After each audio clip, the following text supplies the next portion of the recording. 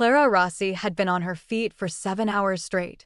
The Aurelio Hotel's grand ballroom glowed beneath 1,000 crystal lights, the kind that made everything — money, arrogance, cruelty — shine brighter. Waiters moved like clockwork between the marble tables, refilling champagne, clearing plates, pretending not to exist. Clara didn't mind being invisible. Invisibility kept her safe. It was easier to smile, serve, and let the insults slide off like wine from a glass. The Aurelio was Manhattan's playground for the powerful lawyers, heirs, and nightclub princes who treated staff like decor. And tonight, one of them was especially loud. Table 9. Luciano Piccio. Heir to Piccio nightlife. Slick hair, white suit, and a smile made for magazine covers. Beside him sat 4 other men, his entourage, expensive watches, louder voices, the kind who laughed just to fill silence. They'd been drinking since cocktail hour, celebrating something meaningless. When they spoke, the air around them turned sharp.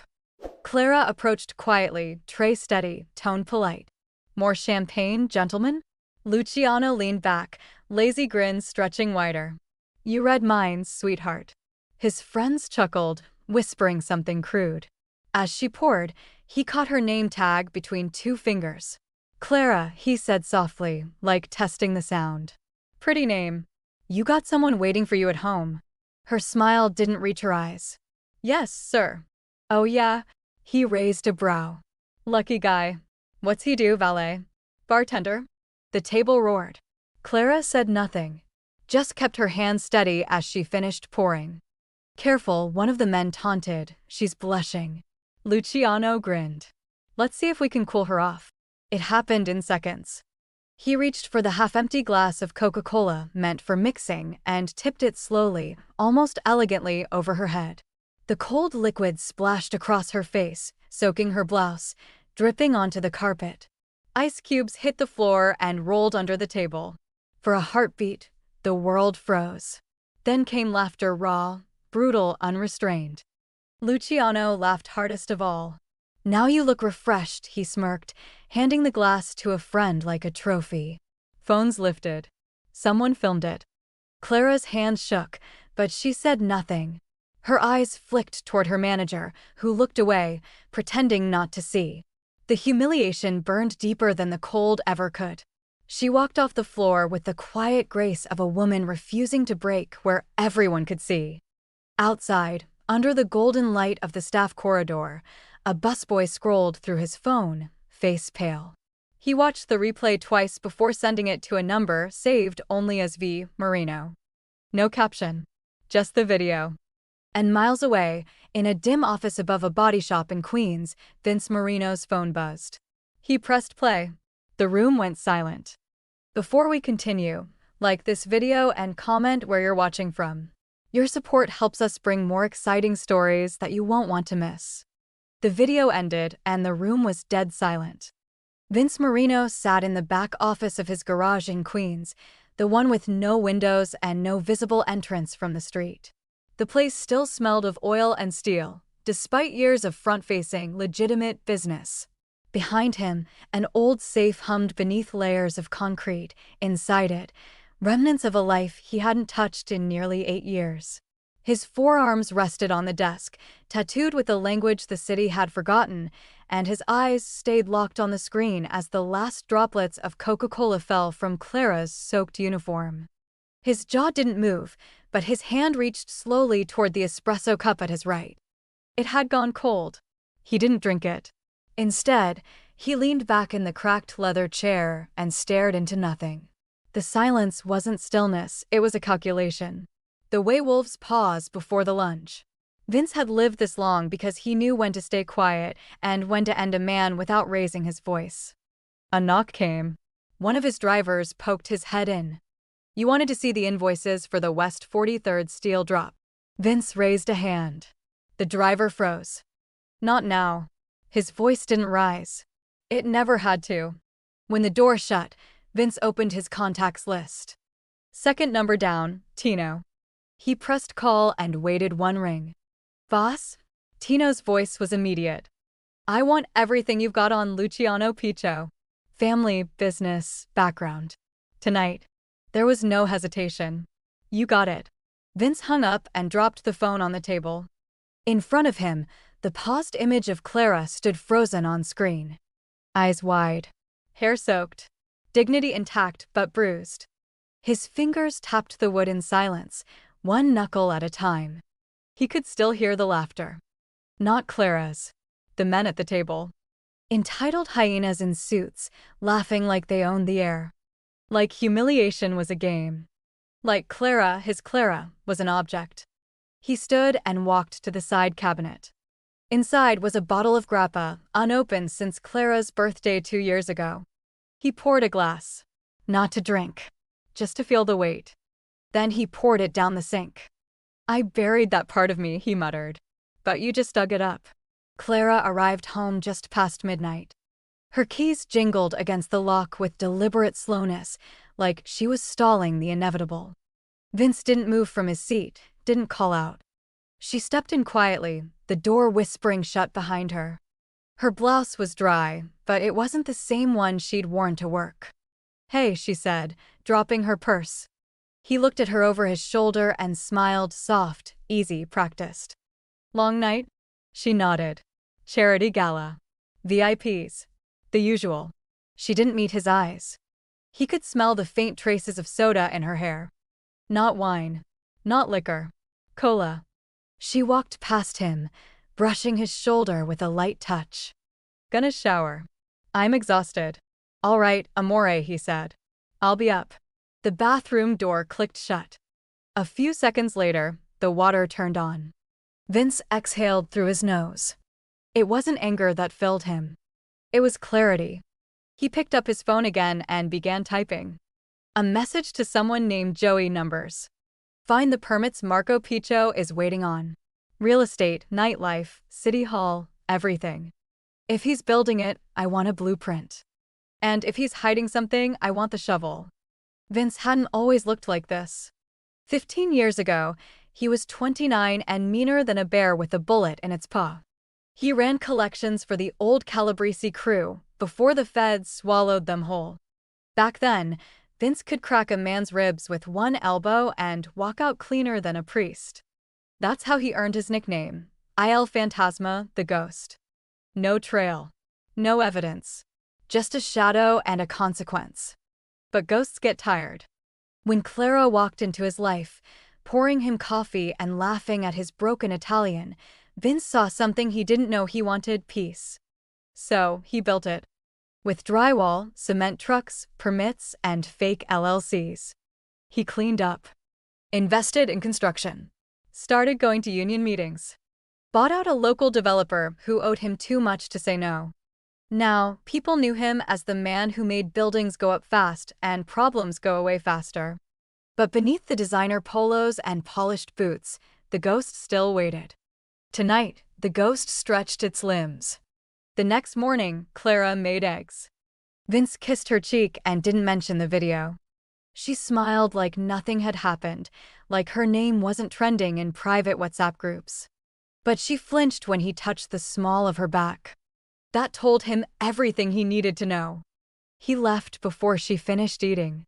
The drive to Queens was slow. He took his time. The car was silent. No music. Only his thoughts, ticking like a metronome. Every move had to be precise. At the garage, Tino was waiting with a folder in hand. "She's clean," he said, nodding to the folder. "The waitress. Your girl. No one's leaking this to the press. But the video. I've seen it." Vince took the file. "Luciano." Tino smirked. "Golden boy of Marco Piccio.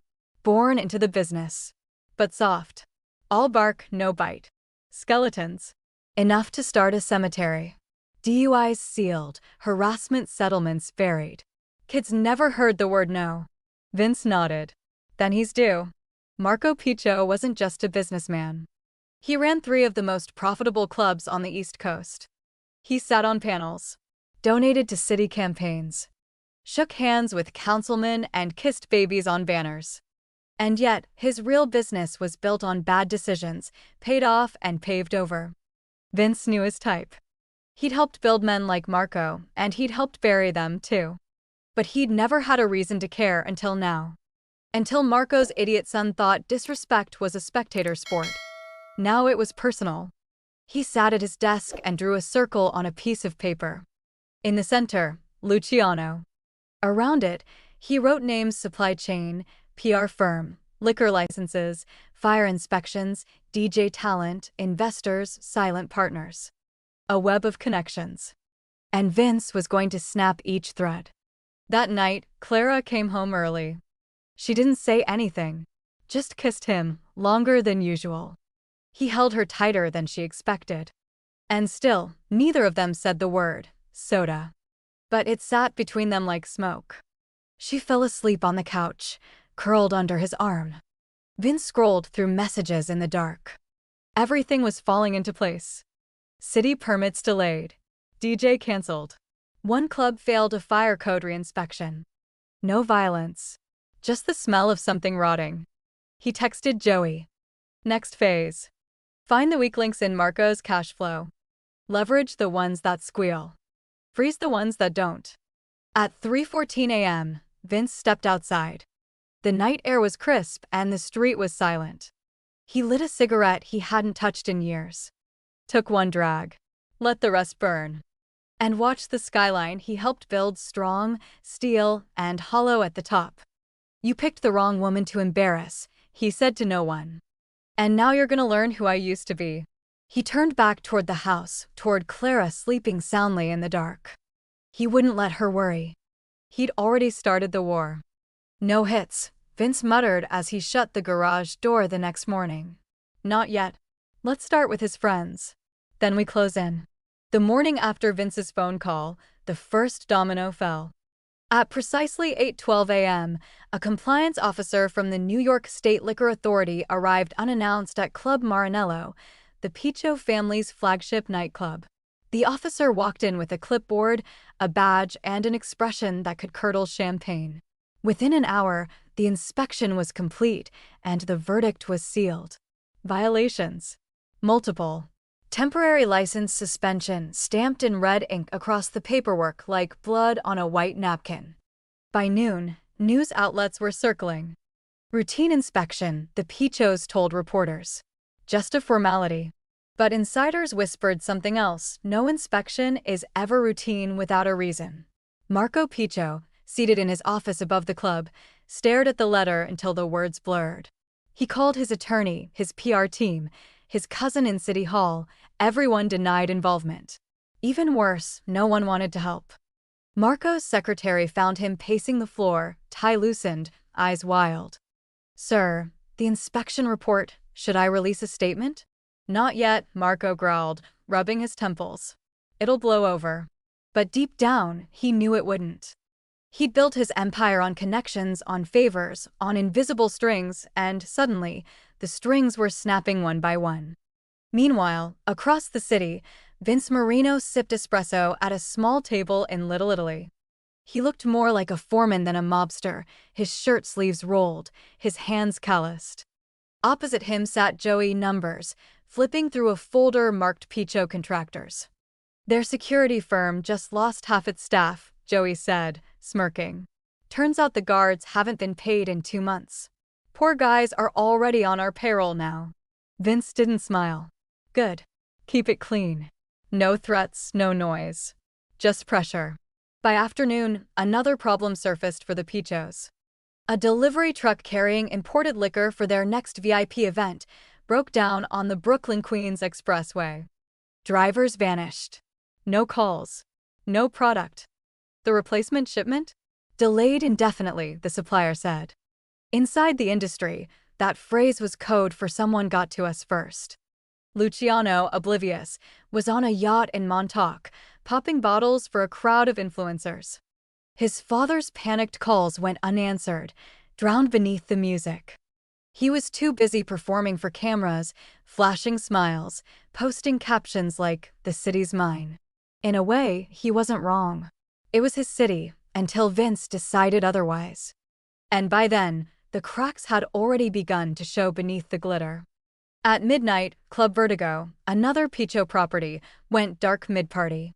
The power cut out during a live DJ set, leaving hundreds of guests stranded in strobe-lit confusion. Minutes later, an announcement came over the loudspeaker. We're shutting down for safety reasons. Panic spread. Someone spilled a drink, someone screamed, and by morning, viral clips flooded social media, #Vertigo Blackout trending by dawn. No one mentioned that the electrician hired to fix the wiring now worked for Marino Construction. By the next morning, whispers traveled through every hallway of Piccio's empire. Contracts were under review. Deliveries were on hold. Clients were re-evaluating partnerships. And Marco Piccio was slowly realizing this wasn't coincidence, it was design. At a long mahogany table in his midtown office, Marco faced his board. They were nervous, fidgeting, scrolling their phones for updates. One of them, a bald man with glasses, cleared his throat. "We lost the Hudson Spirits account. They're pulling their distribution deal." Marco slammed his hand on the table, voice rising. "How? We've been with them for a decade." The man swallowed. They cited reputational risk. The words hung in the air like smoke. Reputational risk, an invisible noose. It meant someone had whispered something they couldn't trace. It meant someone powerful had started to poison the well. And the poison was working fast. That evening, Clara sat on the couch with a blanket wrapped around her shoulders. Her phone buzzed every few minutes, texts, mentions, friend requests. Someone had uploaded the video. Not officially, not to a major outlet, but to an anonymous account on social media. The caption read, "She didn't deserve that." Within hours, it spread like wildfire. Thousands of comments poured in. People were outraged. Some defended her, some demanded the man in white be arrested, some simply shared her photo with words like strength and dignity. She scrolled in disbelief, hands trembling, heart pounding. Her own humiliation had turned into a public war cry. Vince came in quietly, wiping grease from his hands with a rag. "You see the news?" Clara asked, voice soft. He nodded once. "Yeah. People are talking about it," she murmured. "They're on my side. I didn't want any of this." "I know," he said, sitting beside her. "But sometimes, people need to see what monsters look like before they believe they exist." She glanced at him. There was something unreadable in his eyes, calm, distant, controlled. "Did you?" she started, then stopped. He looked at her, and that was enough to silence the question. "Go to bed, amore," he said. "You've had a long week." After she disappeared upstairs, Vince's phone buzzed. A message from Tino. Vertigo down. 2 suppliers walked. Fire inspection scheduled for Saturday. Vince typed back, "Good. Keep it quiet. No noise. Let them think it's fate." He leaned back in his chair, eyes closing briefly. The ghost was awake, and it was patient. 2 days later, the Daily Ledger ran a headline. Nightlife empire in crisis. Piccio properties under scrutiny after multiple coincidences. Reporters smelled blood. Anonymous sources spoke of missing payments, regulatory breaches, and mysterious setbacks. Marco fired his PR head before lunch and hired 2 lawyers before dinner. At the same time, Vince held court in the back of a coffee shop in Staten Island. Around the table sat his crew, Joey, Tino, and Salvatore "Slick" Mancini. Documents spread out like blueprints for a quiet war. Each man reported updates, permits frozen, investors spooked, unions pulling their workers from Piccio sites. It wasn't violence. It was precision. "This is how you kill a man like Marco," Vince said evenly. "You don't shoot him. You suffocate him. Take his air, his pride, his money." Joey nodded, eyes gleaming. "And the kid?" Vince exhaled slowly. "He's the last piece." "Not yet. Let him dance while the floor disappears." They all nodded in agreement. There was art in patience. Meanwhile, Marco's phone wouldn't stop ringing. Each call brought another small disaster. His accountants couldn't reach his vendors. His insurance agent mentioned ongoing investigations. And somewhere deep in the financial fog, his once loyal investors began selling their stakes. By nightfall, Marco's empire had lost 7 figures in valuation, and it was only Tuesday. Clara spent her evening scrolling through headlines, her name buried in hashtags and news clips. Strangers were calling her brave. Others were posting screenshots of the video with captions like, "We see you, Clara." For the first time, she felt both exposed and defended. But the ache inside her didn't fade, it only sharpened with attention. Her coworkers at the Aurelio started treating her differently. Some smiled kindly, offering free coffee, extra breaks. Others whispered when she passed, curious or envious or afraid. Her manager avoided eye contact entirely. The video had made her famous, but fame was just another kind of cage. She didn't know that Vince was behind every whisper Marco Piccio heard that week. She didn't know he'd spoken to a city councilman, a union leader, and a banker in the same 12-hour window. She didn't know 3 of Marco's upcoming shipments had been accidentally rerouted to holding warehouses in New Jersey. She didn't need to know. Vince had promised himself Clara would never feel dirt on her hands, even if the city burned. By Thursday, Marco's panic had turned to rage. He shouted at his assistants, threatened lawsuits, threw his phone at a wall. His son, Luciano, breezed into the office wearing sunglasses and a smirk. "Pop, relax. It's a few bad weeks. We've bounced back before." Marco slammed a fist on the desk. "Not like this. Someone's cutting us off from the inside." Luciano rolled his eyes, opening a bottle of imported water. "Maybe you just pissed off the wrong inspector." "Inspectors don't pull liquor licenses and freeze accounts in the same week," Marco snapped. He leaned forward. "You remember that waitress? From the gala?" Luciano frowned. "What about her? Maybe you should start remembering who you humiliate in this city." Luciano laughed. "You think some waitress has the power to do this?" Marco didn't answer. He stared at his son, really stared, and for the first time, saw the problem wasn't outside. It was right in front of him, grinning like the world still belonged to him. And somewhere in Queens, Vince Marino smiled at the same thought. That night, the Aurelio hosted another private event. Clara worked quietly, head down, avoiding the attention that still clung to her name. Laughter echoed from the corner tables, rich, careless laughter she couldn't unhear. And there he was again, Luciano Piccio, perfectly tailored, perfectly arrogant, surrounded by new faces. He popped a bottle of champagne like a man who believed the world had forgiven him. Across the room, near the dim corner of the bar, a man in a dark cream shirt stood watching. His sleeves were rolled, revealing ink winding up his forearms. He didn't blink, didn't move, didn't need to. Vince Marino had come to see the enemy breathe, just long enough to remember what air costs. And as the music swelled and Luciano laughed too loudly, the ghost began to plan his next move. What do you think hurts more for a man like Luciano, public humiliation, or realizing someone far more powerful is quietly pulling every string around him? Share your thoughts in the comments, and don't forget to subscribe for the next part, where the ghost stops watching and starts closing in. The news broke just after sunrise. A headline buried halfway down the Daily Ledger's business section lit up every phone in Marco Piccio's office by 8 a.m. Atlantic Gaming withdraws sponsorship from Piccio Casino project citing reputational risk. 3 weeks ago, that deal had been airtight signed, sealed, grinning executives shaking hands over champagne. Now it was unraveling like cheap thread. Marco stared at the article, lips pressed tight, hands balled into fists that once shook Mayor's hands. He dialed the number for the Atlantic Gaming Board liaison. It rang once, twice, voicemail. He left no message. They weren't going to call back. He could feel it now, something was shifting beneath his feet, and he no longer had the balance to ride it. On the 42nd floor of a different building across Manhattan, Vince Marino sat in a judge's private chambers. No press. No lawyers.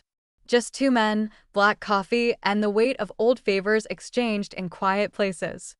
The judge didn't smile, but his eyes held understanding.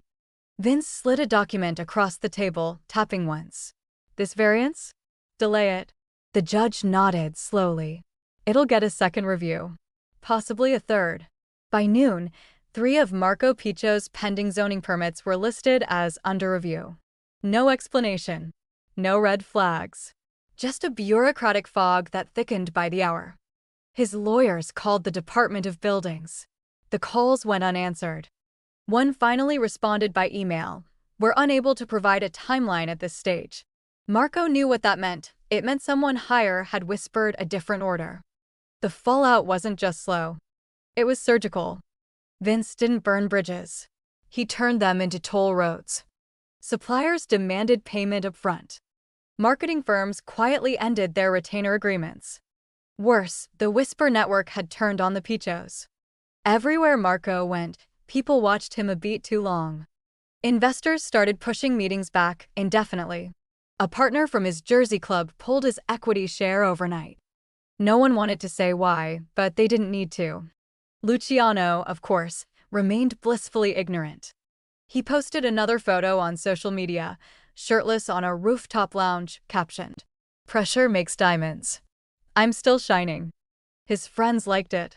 His followers cheered it. Only his father stared at the post like it was a slow-motion car crash. Marco called him twice that day. No answer. He texted, "We need to talk. Now." Luciano replied with a laughing emoji. Then silence. Back at the Aurelio, Clara Rossi was folding linen napkins when a coworker whispered her name. She looked up to see two junior servers huddled in the hallway, glancing at her like she'd grown horns. They stopped talking when she approached. "Something you want to say to me?" she asked, tone even. One of them, a redhead with trembling hands, blurted out, "You're trending again." Clara blinked. "What?" Another girl showed her the screen, the champagne photo. Luciano mid-pop. Vince in the background, half-shadowed, tattoos visible beneath his rolled sleeves. The caption read, "When the man who watches doesn't need to speak." She stared at it for a long second, throat dry. The comments were worse. People were connecting dots now. "That's her husband, right?" The one in the background. "This is Mafia levels of calm. She's untouchable." She set the phone down gently, walked to the break room, sat on the bench, and pressed her fingers to her temples. Everything was spiraling, and yet she hadn't moved. Clara had done nothing, said nothing, asked for nothing. And now, the world was looking at her like she was the queen of a quiet revolution. Later that evening, she asked Vince the question she'd been trying not to ask. "Are you doing something?" He was cooking, hands in motion, knife on garlic, scent of basil in the air. He didn't answer at first. Then, "What do you mean?" "All of this." Her voice was low. "The casino deal. The permits. That video. These coincidences." Vince kept chopping. "Coincidences happen, amore. Especially when people behave badly." Clara watched him, then turned away. Right. She didn't press further. She didn't have to. The silence between them said more than any admission. And Vince knew it. He could feel the weight of her suspicion. But he also knew some truths were better left behind closed doors. Across town, Marco sat in a meeting room with his legal team. One lawyer, gray-haired and sunken-eyed, placed 3 documents in front of him. "Withdrawals," he said. "Minor investors pulling out of the Hudson project." Marco didn't even blink. "Replace them." "Sir," the lawyer said carefully, "we've tried. No one's answering our calls." Another lawyer, a younger woman, added, "We believe we're being flagged informally." Marco raised an eyebrow. Flagged by who? Not officially. Not on paper. But something's poisoned the well. Her words echoed what Marco had started to fear. This wasn't a legal problem. It was personal. Luciano burst into the meeting room, sunglasses still on. "Why is everyone acting like the sky's falling?" Marco stood so fast his chair slammed back. He walked over and yanked the sunglasses off his son's face. "This is your fault," he hissed. "All of it." Luciano scoffed. "Because I embarrassed a waitress?" "Because you humiliated a woman," Marco corrected. "In public. On camera. And now we're bleeding out because of it." Luciano rolled his eyes. "You're overreacting. This city has a short memory." Marco's voice dropped to a whisper. "Not when her husband builds it." Luciano froze. "What?" Marco walked to the whiteboard. He drew a small circle. Wrote one name, Vince Marino. "Her husband." Luciano squinted. "Wait. Marino?" The cement guy. The ghost, Marco said. The one they used to call Il Fantasma. We've been doing business with his people for years without knowing it. Luciano sat slowly. You think this is him? Marco didn't answer. He didn't have to. Back in Staten Island, Vince received a text. From Joey. Marco's finally putting it together. Vince smiled slightly, then typed. Then it's time for the next phase. But wait. Let them stew.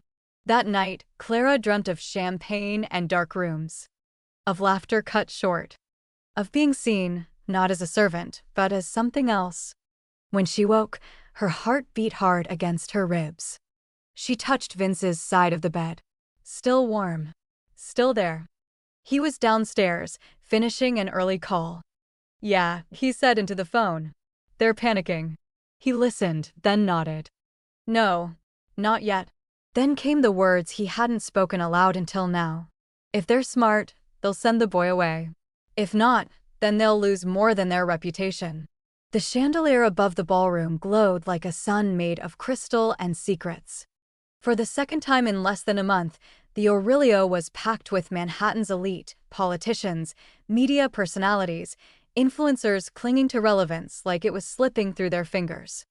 This wasn't a charity gala or business mixer, it was a reputation reboot, and everyone knew it. Luciano Piccio, heir to an empire leaking from every corner, had pulled every favor to host this event. He called it a celebration of resilience. Privately, people called it desperation in a tuxedo. The photographers showed up, but fewer than before. The guest list was long, but the A-list names declined at the last minute. Some claimed illness. Others got stuck in traffic. The truth? Everyone could feel something was off, like the music was playing in a house built on cracked foundation.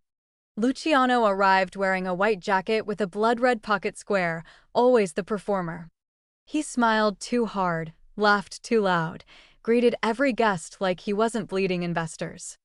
A bottle of Dom Perignon popped beside him before the appetizers were even served. He posed for a few photos, glass raised. Let them know I'm still standing, he whispered to the photographer. In the kitchen, Clara adjusted her apron and breathed in through her nose. She hadn't wanted to take the shift. When she saw Luciano's name on the event schedule, her stomach twisted. But the schedule had been posted late, and now it was too late to swap out. She told herself it was just another night, another tray, another room full of men who'd forget her face. What she didn't know, what no one knew, was that this wasn't a mistake. Vince had seen the schedule. He'd said nothing. But in a quiet office 2 nights earlier, he'd made one phone call. Let her work it, he said. Let him look her in the eye again. The ballroom buzzed with uneasy energy. Clara moved between tables like a shadow, polite, steady, invisible. But this time, people noticed her. Not with flirtation or disrespect, but with caution. She felt the shift like wind against her skin. One woman at table 4 leaned in. Is that her? The man beside her nodded. Yeah, that's the one from the video. The woman lowered her voice. She's married to him, right? The guy, the one no one crosses. The man's eyes flicked toward the exit. Don't say his name here. Even whispers carried weight now. Luciano spotted her near the bar. For a split second, his smirk faltered. Then he raised his glass in mock salute. Clara, he said with syrupy charm, didn't expect to see you again so soon. Clara nodded once. I'm here to work, sir. Of course you are, he said, lips curled cruelly. You people always are. His friends chuckled, less confidently than before. Luciano turned back to his conversation, but something had shifted. He felt watched, exposed. Like the punchline to a joke no one was telling. He downed the rest of his champagne and waved for more. In the back hallway, 2 journalists lingered with press badges flipped backward. One held a camera. The other typed notes into a phone. Heard he might show, the camera guy whispered. Marino? The writer asked. That's just a rumor. He doesn't do rumors, the camera guy said. He does entrances. And then the air changed. It was subtle at first, a hush, a stiffening of shoulders, a ripple through the room like wind cutting across still water. Clara didn't see him right away. But she felt it before her tray even tilted. She turned, and there he was. Vince Marino walked through the ballroom doors without a sound. No suit. No entourage. No announcement. Dark cream shirt, sleeves rolled, forearms tattooed with old ink and older stories. He didn't look left or right. He just walked. People stepped back instinctively. Some didn't even realize why they moved. The music kept playing, but softer. The laughter quieted, like even the chandeliers knew to dim. The ghost had entered the room, and the room remembered. Clara stood frozen near the bar, tray in hand, eyes wide. He walked straight toward her, no pause, no hesitation. When he reached her, he didn't speak. He pulled a folded towel from under his arm, white, clean, perfectly pressed. And he draped it over her shoulders like a crown. Clara's breath caught. For a second, she forgot where she was. The towel felt heavier than it should have, like it carried every unsaid word between them. Vince leaned in just enough to murmur, "You good?" She nodded, barely. Then he turned. Not toward Luciano. Not toward the cameras or the whispers or the judgment. He turned back the way he came, as if he'd only entered the room to do that one thing, and now his task was done. And the silence behind him screamed louder than any threat ever could. Luciano stood frozen by the champagne tower. His hand gripped the stem of a half-empty glass. He was trembling, and not from alcohol. He watched Vince walk past without so much as a glance. And that was the part that terrified him the most. Because Vince Marino didn't need to raise his voice. He didn't need to break anything or anyone. All he had to do was show up. And suddenly, the entire room remembered that some men aren't made, they're built. And some kings wear towels like armor and walk away like storms. What would you feel if the most feared man in the room walked in and didn't even look at you? Fear? Relief? Or a warning louder than words? Drop your answer in the comments, and if you're ready to see what happens after the ghost walks through the fire, hit subscribe. By morning, the photo had circled the globe. Not a staged press image, not a publicity stunt, just one moment, one towel, one man standing still while the world turned around him. Vince hadn't said a word. He hadn't needed to. The headline wrote itself. Mafia boss silently destroys billionaire bully, one towel at a time. Every outlet ran with it. Some tried to stay neutral. Others went full tabloid. The ghost returns. Clips of Clara soaked in Coca-Cola now played beside the towel moment, cut together like a vengeance trailer. Influencers dubbed it the day the city blinked. Marco Piccio's phone wouldn't stop vibrating. Sponsors pulled out of 3 active contracts before lunch. A 4th sent an email with one line, "We don't stand beside abusers or cowards." The Hudson development lost its lead financier. And somewhere, in a law office Marco had paid 6 figures to keep quiet, a case file was quietly reopened. 2012. A woman. A nightclub bathroom. Luciano's name on a sealed statement. Now unsealed. The assistant DA called it a matter of public interest. Translation: the world was watching now and they didn't want to be seen as part of the silence. Marco screamed at his legal team. They couldn't help him. He'd fed this machine too long, and now it wanted his son. Across town, Clara scrolled through her phone with shaking fingers. She didn't speak. Didn't blink. Her own face stared back at her from 100 posts, her name hashtagged in languages she couldn't read. They called her brave, untouchable, the woman behind the ghost. In the kitchen, Vince stirred sugar into espresso like nothing had changed. Clara set her phone down, walked in, crossed her arms, and stared at him. "You let me walk into that party," she said.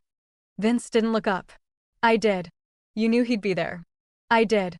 She waited. He offered nothing else. Her voice tightened. "Did you plan it?" Vince finally looked at her. Not angry. Not smug. Just there. "I didn't plan what he'd feel. Just what he'd remember." She swallowed. "And what did you want me to feel?" He hesitated for the first time. "I wanted you to feel safe," he said quietly. "That was never about safety," she snapped. "That was about power." Vince didn't argue. He just nodded. Clara turned away, pressing her hands against the countertop. You're destroying them. They destroyed themselves, Vince replied. No, she said. You lit the match. And I'll keep the fire contained, he said. But I won't apologize for protecting you. The words hung heavy in the air. Clara didn't know what to say. Part of her wanted to scream. Another part wanted to cry. But what scared her most was the part that wanted to thank him. I didn't ask for this, she said softly. No, Vince said. But you deserve it. She turned to him. Deserve what? Respect, he said. The kind they'll never forget again. That afternoon, the Aurelio received an anonymous tip. The club's inspection was scheduled for next week, but somehow it was happening today. For inspectors walked through the back entrance, clipboards in hand. Fire codes. Sanitation. Labor compliance. The manager nearly fainted. Clara worked her shift in silence. Nobody dared approach her. Not since the towel. Not since the photos. Now, even the rich whispered please. At the bar, two guests debated in hushed tones. She's married to him, right? Yeah. Think he'll come back? I think he never left. The buzz wasn't just local anymore. Clara's face had become a symbol. Not for revenge, but for reckoning. Women DM'd her stories. Men reposted quotes Vince hadn't even said.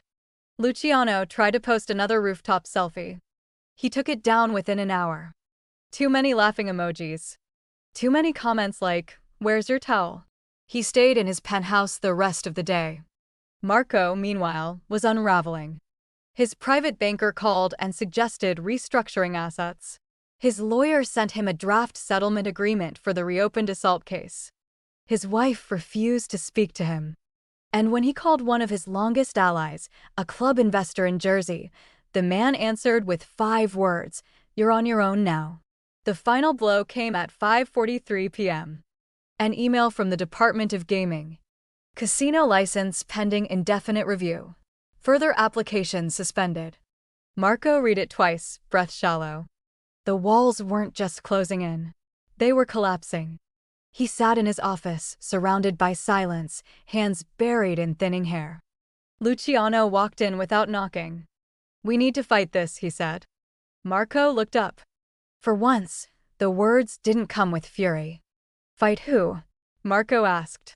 Luciano blinked. "Marino. You can't fight a ghost, son." Marco stood. "You either run from it or you ask it what it wants." Luciano laughed, hollow. "He wants my head." Marco shook his head. "He wants something bigger." Luciano frowned. "Like what?" "An apology," Marco said. "One that means something." Luciano scoffed. "Forget that. I don't grovel." "Then you'll drown," Marco said. His voice cracked not from anger, but something else. Regret. Fear. The creeping realization that legacy means nothing when you've lost respect. That night, Vince sat in the garage, flipping through a folder Joey had dropped off. Everything was in motion: litigation, asset freezes, PR scandals. And he hadn't lifted a single weapon. Only leverage. Only silence. Clara hadn't spoken to him since the morning. But she hadn't left either. She moved through the house like she was measuring something: grief, maybe. Or gratitude. Vince didn't chase her. He waited. At 8:02 p.m., his phone buzzed. Private number. Unknown caller. He let it ring twice. Then picked up. He said nothing. A voice came through, shaky and small. "This is Marco Piccio." Still, Vince said nothing. "I need to see you," Marco said. "Tonight." Vince stared out the window. "You know where I am," he said. And hung up. The warehouse looked ordinary from the outside. Graffiti on the back wall.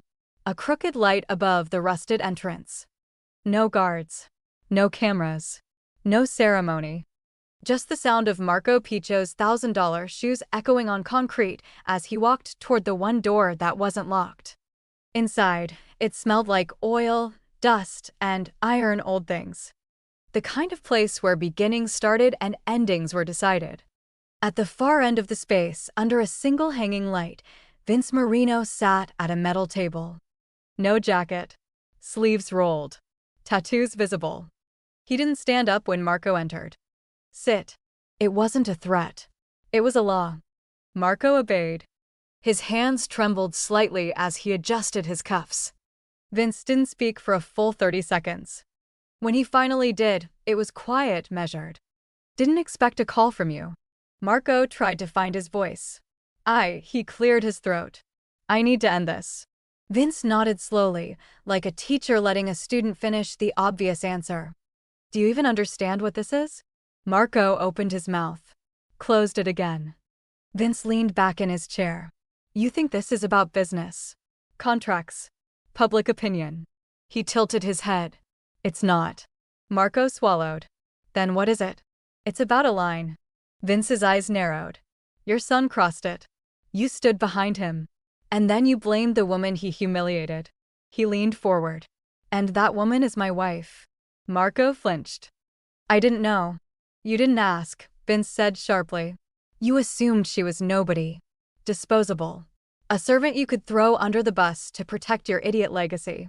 I was trying to contain the fallout. Vince laughed once, sharp. You poured gasoline on it. Silence stretched between them like a tightrope. Finally, Marco exhaled. What do you want? Vince stood, slow and deliberate. He walked over to a nearby metal shelf and pulled down a folder. Dropped it on the table. Inside, documents, signatures, photographs. The pieces of an empire reassembled in a different order. Luciano leaves New York, Vince said. Permanently.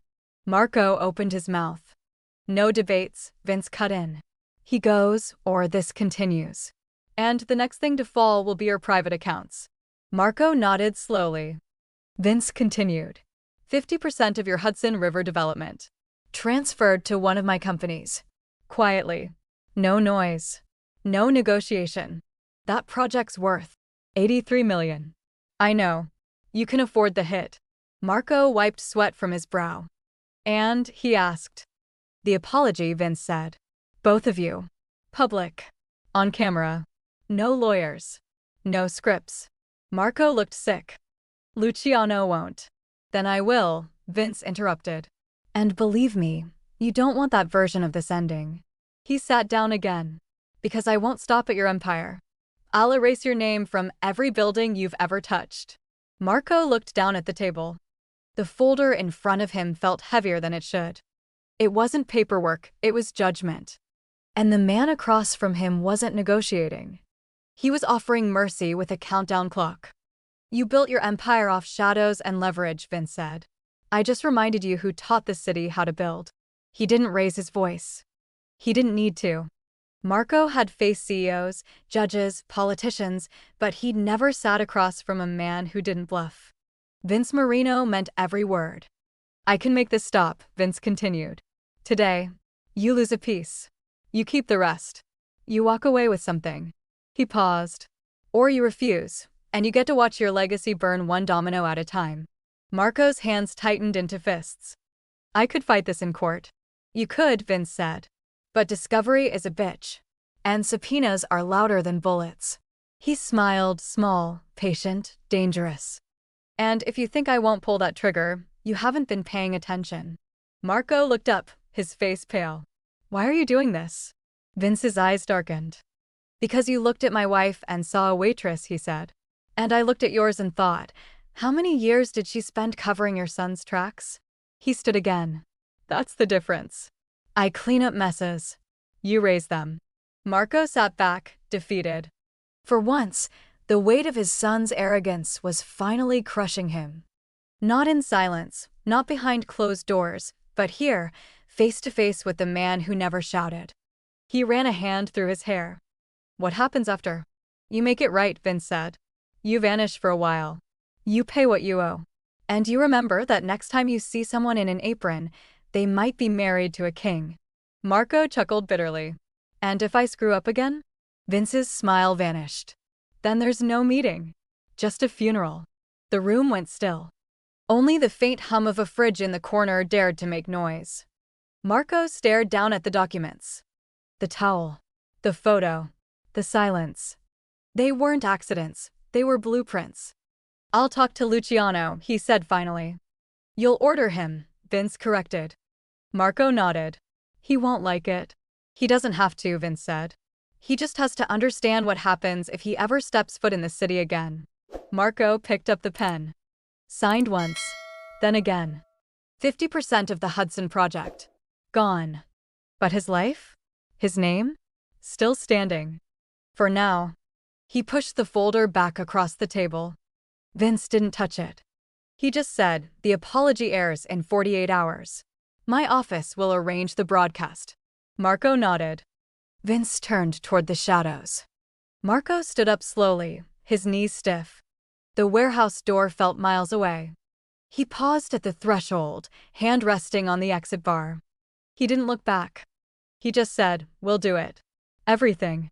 Marco stares at the table, sweat on his temple. We'll do it. Everything. The countdown ticked down in the corner of the screen. 9:58 a.m. Across the city, in apartments, cafes, boardrooms, and break rooms, people waited. They didn't know exactly what they were waiting for, only that something was about to happen. The press release had said statement from the Piccio family. But the world already knew what it really was, a reckoning.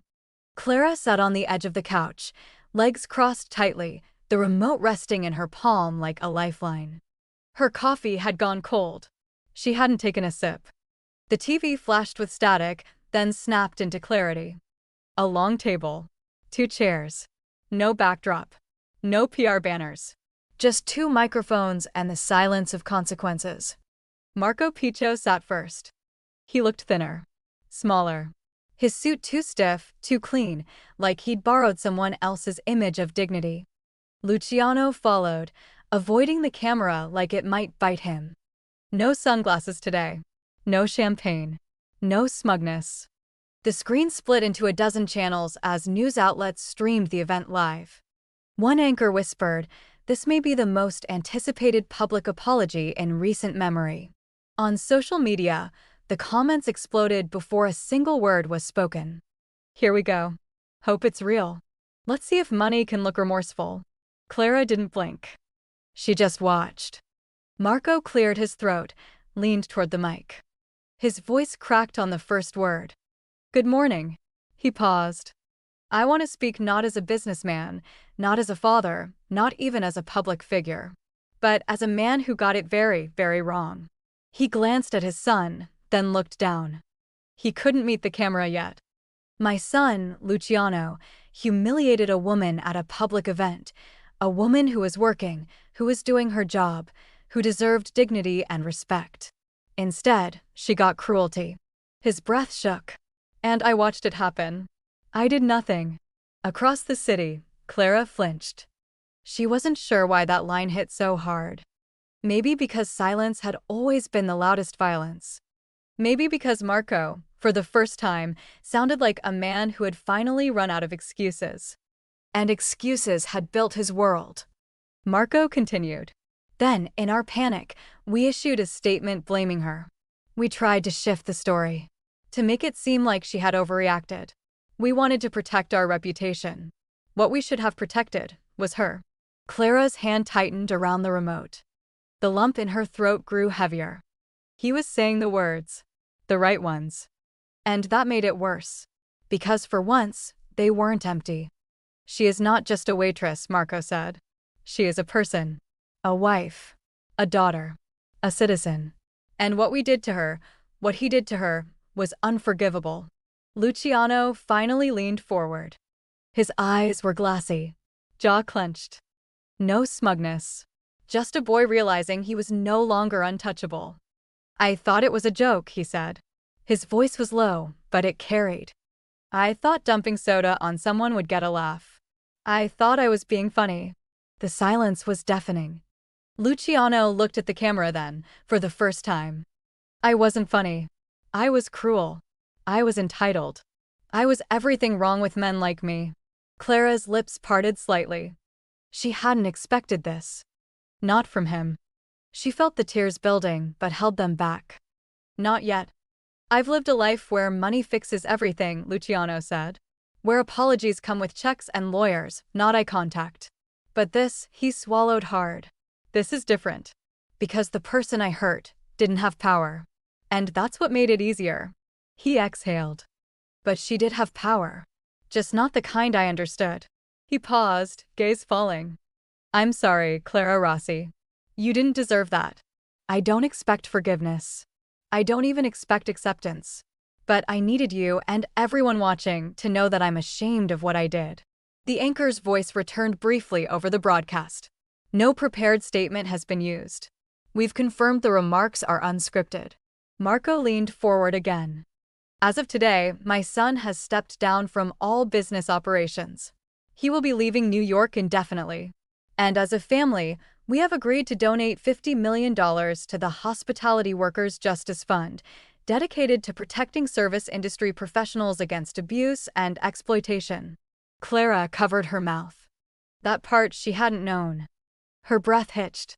The tears came then not from pain, but something else. Release. The screen shifted. A black fade-in with white text. The Piccio family offers no further comment. Then it cut to black. Clara sat there, tears streaming silently. Her shoulders trembled. The storm she'd held in her chest for weeks finally cracked open. Not because someone begged for her forgiveness, but because for the first time in her life, the world saw her. Not as invisible. Not as service. Not as silence. But as Clara. As someone whose pain changed something. The front door opened. Vince stepped in, quiet as ever. He didn't say anything, just walked over and sat beside her. She leaned into him slowly, head on his shoulder, breath still shaky. They did it, she whispered. He nodded. They had to. Her fingers curled into his arm. They said my name. I know, he said. She sat up slightly, wiping her eyes. I didn't want to be famous. You're not, Vince said softly. You're visible. There's a difference. And that was when she smiled, small, tired, but real. The weight had lifted. The shame no longer lived in her bones. Not because of vengeance, but because justice, even the quiet kind, had come. And when she stood from the couch and looked out the window, she felt taller than she ever had. The city hadn't changed. The noise, the money, the power still pulsed through its veins. But now, when people said her name, they said it with respect. Now, when men in suits looked at a waitress, they thought twice. Now, the world knew exactly who Clara Rossi was. Now the world sees me, she whispers. And they know who I belong to. What does real justice look like to you? An apology, a consequence, or being seen for who you truly are? Let us know in the comments. And if you believe some stories deserve to be heard in silence and still make the world listen, subscribe now. The first thing Clara noticed when she walked back into the Aurelio wasn't the flowers on the hostess stand or the faint smell of lemon polish. It was the silence. Not the kind filled with tension, but the kind that followed understanding. Heads turned when she entered. But not with mockery. Not with dismissal. Not like before. This time, people looked and then looked away, not because she was invisible, but because they weren't sure how to carry the weight of their guilt. She tied her apron slowly, methodically. The motion was familiar, muscle memory wrapped in fabric. Her name tag sat heavier than usual on her chest, even though it hadn't changed. Around her, the dining room buzzed softly with murmurs, the clink of forks, the low rhythm of money exchanging smiles. But the air was different now. She could feel it. No one snapped their fingers. No one called her sweetheart. They said please. They said thank you. They said her name. As if suddenly everyone had remembered she was a person, not a background extra. The first table she served that afternoon, a couple in tailored suits, looked visibly nervous when she approached. The woman flinched as if expecting a mistake to be made, then overcompensated with a syrupy, "Hi, Clara. Thank you so much for taking care of us today." Clara nodded, calm, composed. "It's my pleasure." The man's gaze dropped to the white linen napkin in front of him, then quickly away again. No one said it aloud, but everyone knew who she was now. During her break, she sat in the staff lounge nursing a glass of water. One of the younger waiters, maybe 19, passed her a protein bar without a word. She smiled, took it, unwrapped it in silence. Little gestures like that had always meant more than grand ones. Halfway through her shift, the manager approached nervous, sweating slightly at the temples. He held his clipboard like a shield, clearing his throat twice before he spoke. Clara, can I speak with you for a moment? She stood calmly. Of course. He motioned toward a quiet corner, but kept glancing around like someone might see him grovel. He ran a hand down his tie. I just wanted to say, I should have done more. That night, I should have said something. Stepped in. I didn't. And that was wrong. Completely wrong. Clara didn't blink. She just let him speak. I wasn't scared of them, he added quickly. I mean, I was, but not the way I should have been. I was scared of losing control. Of losing face. And I let that stop me from doing what was right. He met her eyes finally. I'm sorry, Clara. Really. For a moment, she said nothing. Then she offered a small, firm nod. I appreciate the apology, she said. He looked relieved. But I haven't forgotten. He swallowed. She didn't say it as a threat, just a truth. A statement of fact. Forgiveness didn't mean erasure. It just meant she chose not to carry his guilt anymore. By the time her shift ended, she felt lighter than she had in weeks. Not because the world had changed entirely, but because she had. Clara Rossi had walked back into the lion's den and walked out untouched. She took off her apron, folded it neatly, and stepped out into the golden spill of evening. The city hadn't stopped for her, but it had slowed down long enough to learn her name. That night, Vince cooked. Not his usual 5-minute pasta or reheat and call it dinner kind of meal. But real cooking, sautéed vegetables, simmering sauce, garlic bread toasted just enough to leave a crisp trail through the air. He didn't ask about her day. And she didn't ask about his silence. They sat across from each other at the small kitchen table, forks clinking softly. For once, the TV wasn't on. Their phones stayed face down on the counter. Just them, just food, just breath between shared spaces. It felt like a life they used to live before it all began. How was work? He asked finally. Clara leaned back, sipped her wine, and shrugged lightly. Strange. But good. He smiled. Anyone try anything? No, she said. If anything, they tried not to look at me. Because they're afraid? Because they're aware. Vince nodded. Good. She studied him for a moment, fork hovering above her plate. You never said what happened. The towel. The video. The fallout. The power shifts. He looked at her then, steady, unwavering. You didn't ask, he said gently. She let out a small breath of laughter. Would it matter if I did? He thought for a second, then shook his head. No. They finished the meal in silence again, comfortable, measured. When Clara stood to clear the plates, Vince stopped her with a touch on her wrist. Leave it. Sit a while longer. She obeyed. Not because he asked, but because she wanted to. Her chair creaked as she sank back into it. I didn't ask for any of it, she said softly. The fame. The attention. The headlines. I know. I just wanted to go home that night and forget it. I know, he said again. But I couldn't, she added. Because it followed me. Vince didn't speak. His hand rested near hers on the table, not quite touching. Then she asked the question that had lived in the back of her throat since it all began. Did you do it for me, Vince? Or did you do it for you? He looked at her, honest and still. I did it because no one gets to treat you like that, he said. Because silence is how people like them stay powerful. And because I wanted the world to remember that some people, no matter what apron they wear, are royalty in disguise. He paused. And yes, I did it for me too. Because I remember what it's like to feel powerless. And I refuse to ever feel that way again when it comes to you. Clara didn't cry. Not this time. She reached across the table, laid her fingers over his. And whispered, thank you. Not just for the justice. But for seeing her when the world didn't. They moved to the couch after dinner, sitting close in the low hum of the evening. She rested her head on his shoulder. He exhaled slowly, letting it all settle. Outside, the city buzzed on, but inside the brownstone, it was quiet. Safe. Still. I think I'm going to be okay, Clara murmured. You were always okay, Vince replied. I feel like I matter now, she added. He kissed her temple. You always mattered, amore. Some people just needed reminding. Clara smiled, content. The city could roar all it wanted. She had already survived its worst and stood taller because of it. She looked at Vince, her husband, the man who walked into fire without ever raising his voice, and said softly, "You didn't need to do all that." Vince turned toward her, gaze steady, full of warmth and certainty. "I didn't need to," he said. "I wanted to." "I didn't need to," he said. "I wanted to."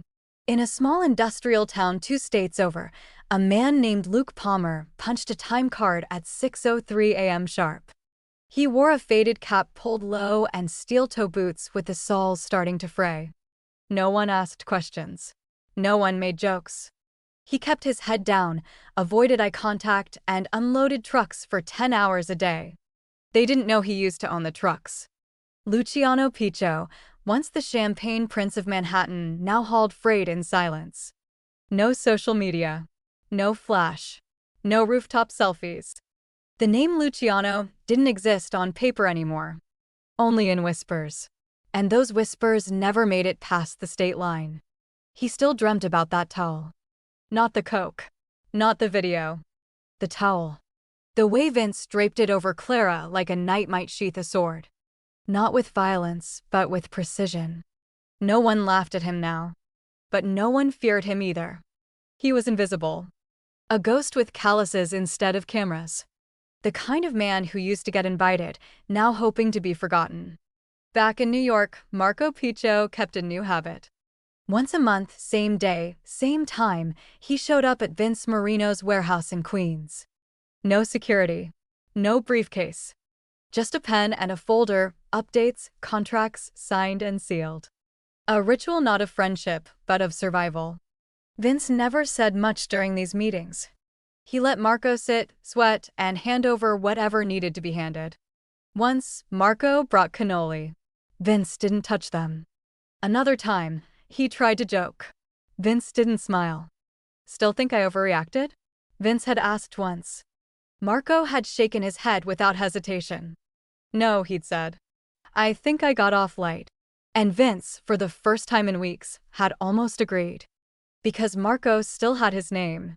His son still breathed. That was more than most would have gotten. In the city, the message had settled like concrete drying under steel. No press release. No blood in the streets. Just a shift, subtle but absolute. A new rule, unspoken but widely understood. You don't cross a Marino. Building inspectors found forms processed faster if the name Morley Construction was on the paperwork. City council votes leaned favorably toward Vince's proposals, always quiet, always legal. Old crews, ones who remembered his early days, nodded in respect when he passed. Even the developers who didn't like him respected him. Power didn't always speak. Sometimes it simply walked through a room. Vince strolled a job site in Brooklyn one afternoon, boots crunching on gravel. Steel beams stretched high above him, his name etched in permits buried beneath the ground. He spoke to no one, but men moved when he passed. Concrete was poured smoother when Vince watched. No one asked why. They just did the job right. One worker leaned to another. "That's him, right?" "Yeah," the other replied. "The ghost. No guards. He doesn't need guards. He's that guy." "Yeah," the man said. "That guy. The one who made a billionaire's kid disappear without raising his voice." The first man nodded slowly. "I heard it was over a waitress." "No," the second corrected. "It was over his wife." And then they kept working because when the ghost passed through, you didn't talk too long. Elsewhere, in the soft-lit dining room of a private townhouse uptown, Clara Rossi carried a tray with practiced grace. 6 guests. Quiet, polished, expensive. She wore no name tag tonight, she didn't need one. The woman at the head of the table froze mid-sentence when Clara set a glass down in front of her. Her eyes widened. Her lips parted. The guest leaned slightly toward a companion. "That's her," she whispered. "Who?" the companion asked. "The woman from the video. The one with the towel." The man paled. "Are you sure?" "I'd bet my inheritance on it." Clara caught the glance. She didn't flinch. She finished her rounds with quiet efficiency and returned to the kitchen. Behind her, the table had fallen into an uneasy silence. No one wanted to risk being that guy. After service, the host caught Clara by the kitchen doors. "You don't have to work these kinds of dinners anymore," he offered gently. "I know," Clara said. "Then why do you?" "Because it's mine," she replied. "And I don't run." Later that night, she arrived home just after 10. Vince was already in the living room, jacket draped over the arm of the couch, watching a muted news segment. She kicked off her shoes and leaned against the doorway, arms crossed, watching him watch the world. "You scare people," she said casually. He smiled without looking at her. "Good." She crossed the room and sank beside him. "Someone at dinner tonight recognized me," she said. He raised an eyebrow. "Did they say anything stupid?" "No," she said, curling into his side. "They said nothing at all." "Which is exactly what I wanted." They sat in quiet for a long moment. Then she added, "It's strange. I'm not angry anymore. Not like I thought I'd be. I thought I'd carry it forever." "You're not built for bitterness," Vince said. "You are," she said, grinning softly. He chuckled. "Someone's gotta be." She reached for his hand, lacing their fingers together. "I just hope they remember." "They will," he said. "The city doesn't forget men like me." "And women like me?" she asked. Vince kissed her knuckles. "They remember you even longer." The television played a news story in the background, another developer in hot water, another scandal brewing. Vince turned the volume down, uninterested. Different name, same arrogance. Clara rested her head on his shoulder. The storm had passed, but the echo of it shaped everything. As the city lights flickered through the windows, Vince stood and stretched. He walked to the window and looked out at the skyline he'd helped build: steel bones, glass faces, concrete veins. The same skyline that once belonged to men like Marco. Now it answered to a different name. Not because Vince shouted, but because Vince showed up. He turned back toward Clara, his voice calm, his presence steady. "You know what the city learned?" She looked at him, eyes glinting in the dim light. "What?" He smiled faintly, the kind of smile that warned and promised in the same breath. "You don't throw soda on a queen," Vince said. "Not unless you're ready for war." "You don't throw soda on a queen," Vince said. "Not unless you're ready for war." Thank you for listening to this story until the very end. There's another interesting one on your left screen that I think you'll really enjoy.